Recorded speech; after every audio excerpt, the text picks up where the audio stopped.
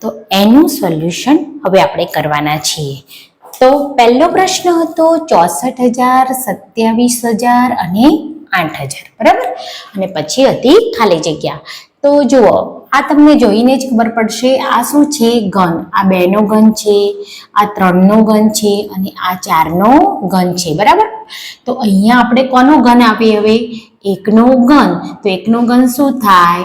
1. અને એના પાછળ બધામાં 3 મીંડા છે, તો આપણે 3 મીંડા લગાવી દેવાના છે. તો પહેલો જવાબ થશે આપણો 1,000. તો 1,000ની સામેનું રાઉન્ડ તમે પૂરેલું હોય તો તમારે સાચો. ચાલો બીજો પ્રશ્ન સમજીએ.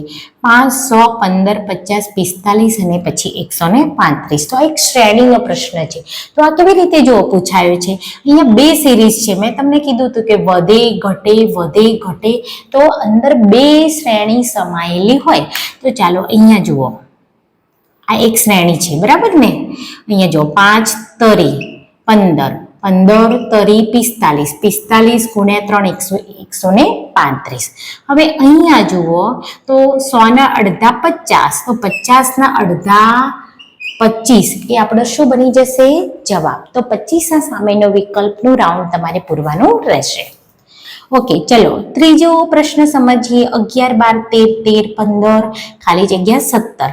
તો જુઓ, અહીંયા પણ મેં તમને કીધું છે વધે ઘટે અથવા તો સેમ રહે, તો 2 શ્રેણી સમાવેલી હોય. તો અહીંયા જુઓ, આવું થઈ શકે? આ છે 11 માંથી 13 એટલે 2 વધ્યા, 13 માંથી 15 એટલે 2 વધ્યા, 15 માંથી 17 એટલે 2 વધ્યા. હવે અહીંયા જુઓ તો 12, 13, તો 13 પછી શું આવે? 14. તો 14 આપણો શું બનશે? સાચો જવાબ. ચાલો અહીંયા જોઈએ. 10, 18, 28, 40, 54, 70. તો અહીંયા આપણે જોઈશું તો અહીંયા 8નો વધારો થાય છે, અહીંયા 10નો વધારો થાય છે, પછી અહીંયા 12નો વધારો થાય છે. જો 28માં 12 ઉમેરી એટલે 40. તો હવે અહીંયા 14નો વધારો થાય છે, 40માં 14 ઉમેરો એટલે 54. હવે અહીંયા 16નો થાય છે, હા 16નો થાય છે. તો હવે કેટલા ઉમેરવાના? 18 ઉમેર દો. તો 70માં 18 ઉમેરશો એ આપણો શું બની જશે? જવાબ. તો આપણો જવાબ શું આવશે? 88. ખૂબ સહેલા પ્રશ્નો છે. જો બાળકો તમે બધા જ વિડીયો ધ્યાનથી જોયા હોય અને થોડીક મહેનત વધારે કરી હોય ને, તો તમારે ટેસ્ટમાં પૂરેપૂરા માર્ક્સ જ હશે. ચાલો નવો પ્રશ્ન સમજીએ. 3, 7, 15 ખાલી જગ્યા 63, 127. તો ચાલો પહેલા તો અહીંયા જોઈએ. તો અહીંયા જો 4નો ઉમેરો છે, અહીંયા 7માં 8 ઉમેરીને 15 કર્યા છે. 15માં હવે જો 4, 8 એટલે ડબલ થાય છે. તો હવે કેટલા ઉમેરવા પડે? 16. 16 ઉમેરો તો કેટલો જવાબ આવશે? 31. પછી અહીંયા આપણે જોઈ લઈએ કે 16ના ડબલ કેટલા થાય? 32 ઉમેરવા પડે અને આપણી શ્રેણી જળવાવી જોઈએ. તો 31 + 32 એટલે 63 આવી જાય છે આગળ.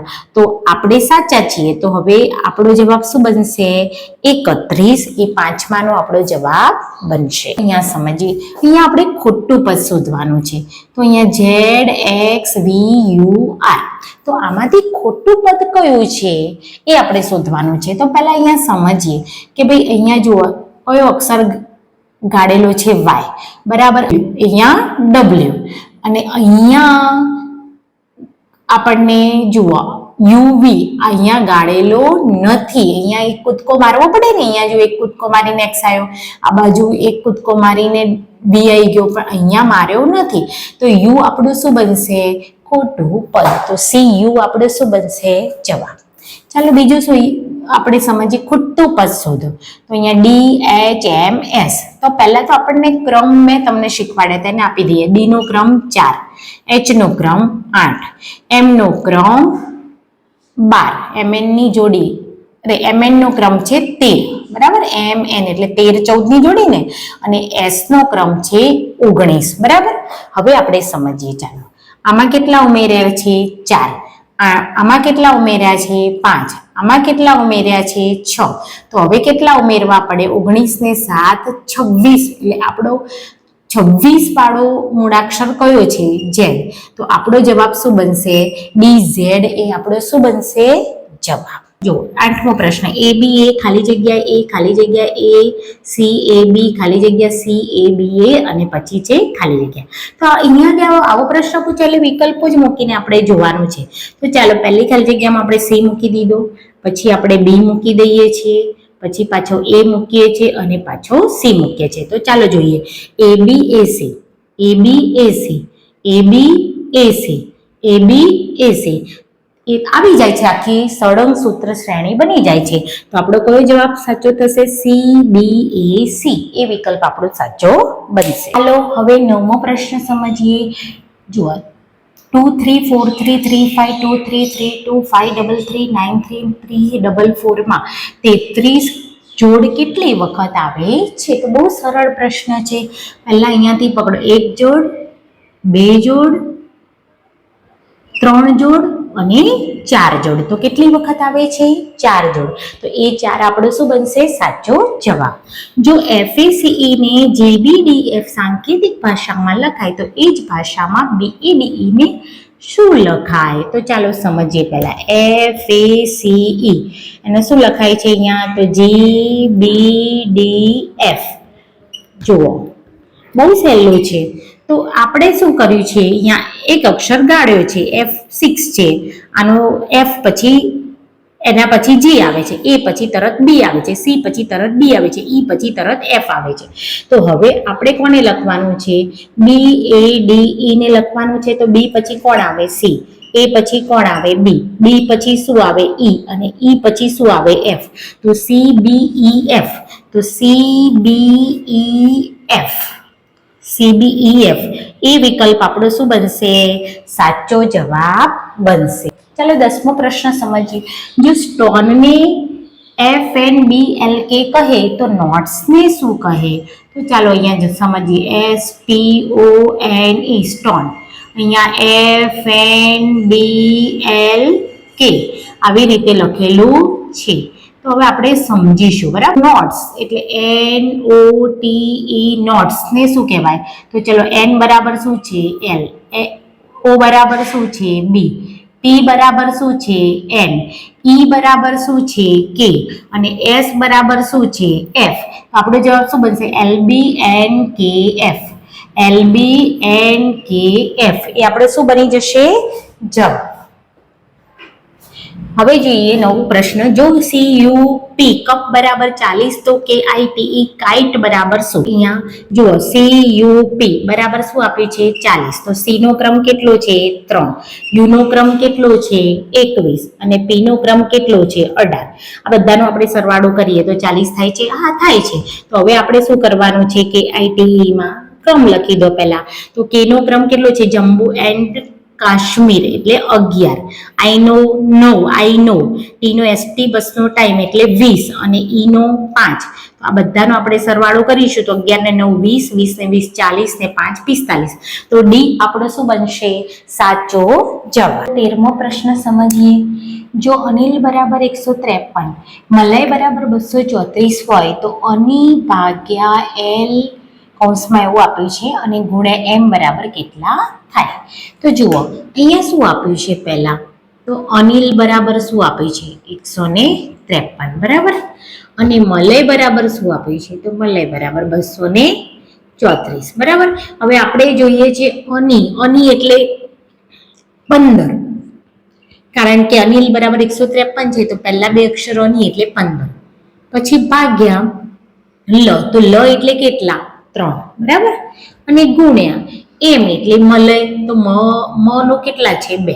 તો હવે આપણને ખબર છે કે ભાઈ 15 ભાગ્યા 3 એટલે કેટલા થાય? 5. અને 5 નો ગુણાકાર 2 સાથે કરો તો કેટલો જવાબ આવશે? તો D 10 એ આપણો શું બનશે? સાચો જવાબ. ચાલો 14મો પ્રશ્ન સમજીએ. જો 786 ની સ્ટડી વેરી હાર્ડ, 948 ની હાર્ડ વર્ક પે, 645 ની સ્ટડી એન્ડ વર્ક કહે તો વેરી માટેનો કોડ કયો? બરાબર. તો અહીંયા પહેલા તો આપણે જોવાનું. ચલો આ બંનેમાં હોય એવો અંક કયો? તો બંનેમાં હોય એવો કયો છે? આંઠડો. ચલો હવે બંનેમાં હોય એવો શબ્દ કયો? તો હાર્ડ. તો હાર્ડ માટે શું વપરાય? 8 વપરાય. નક્કી થઈ ગયું? ઓકે. ચલો હવે આપણે જોઈશું. ચલો આ બંનેમાં હોય એવો અંક કયો? તો 4. જો આમાં પણ છે ને આમાં પણ છે. તો આ બંનેમાં હોય એવો શબ્દ છે? હા, વર્ક. તો વર્ક માટે શું વપરાય? 4. ચલો એ પણ નક્કી થઈ ગયું. વર્ક માટે શું વપરાય? 4. ચલો હજુ પણ આપણે જોઈશું કે આ બંનેમાં. તો ચલો આ બંનેમાં હોય એવો અંક કયો? તો 6. તો આ જુઓ 786 અને 645 બંનેમાં છે ને, તો આમાં પણ 645 છે એટલે 6 અંક બંનેમાં છે. તો બંનેમાં આવતો શબ્દ કયો? સ્ટડી. તો સ્ટડી માટે શું વપરાયું હોય? 6. બરાબર, આપણને બધું નક્કી કરી દીધું. ચલો આપણી જોડે 7, 8, 6 છે, એમાંથી 8નું આવી ગયું, 6નું આવી ગયું, તો વધ્યો કોણ? 7. તો 7ને શું કહેવાય? વેરી. તો વેરી માટે કયો કોડ હોય? તો 7 એ આપણો સાચો જવાબ બનશે. એટલે એ વિકલ્પ જે હશે એ આપણો સાચો જવાબ બનશે. ચલો 15મો પ્રશ્ન સમજીએ. જો WXYZ બરાબર DCBA તો કમ બરાબર શું? ચલો અહીંયા જુઓ, આવું આપ્યું છે. અહીંયા ડી, અહીંયા સી, અહીંયા બી અને અહીંયા એ. બરાબર, તો અહીંયા આપણે પહેલા ક્રમ જોઈ લઈએ કે ભાઈ ડબલ્યુ નો ક્રમ કેટલો છે? તો 23. પછી એક્સ નો 24, આનો 25 અને આનો 26. ચલો આનો જોઈએ. આનો 4, 3, 2, 1. ચાલો હવે તમે જુઓ એટલે ખબર પડે છે. જુઓ 23 ને 4 સરવાળો કેટલો થાય? 27. આમાં પણ 27, આમાં પણ 27, આમાં પણ 27. ઓકે, તો ખ્યાલ આવી ગયો કે આપણે એ રીતે મૂળાક્ષરો લેવાના છે કે 27 સરવાળો થાય.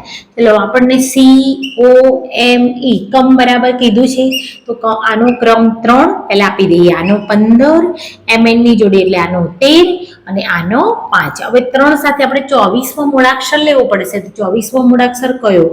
કે. બરાબર ને? અરે એક્સ. પછી ઓ સાથે આપણે કયો લેવો પડશે? તો ઓ સાથે આપણે સરવાળો કેટલો થવો જોઈએ? તો આપણો સરવાળો 27 થવો જોઈએ. તો 12મો લેવો પડે. તો 12મો કોણ આવે? એલ. પછી એમ સાથે આપણે MN ની જોડે એટલે MN જ આવે. ઈ એટલે 5 છે, તો આપણે કયો લેવો પડે? 22મો મૂળાક્ષર લેવો પડે. તો કયો આવશે? UV. વી આવશે. બરાબર ને? તો XLNV એ આપણો શું બનશે? જવાબ. તો બી વિકલ્પ જે છે એ આપણો સાચો જવાબ બનશે.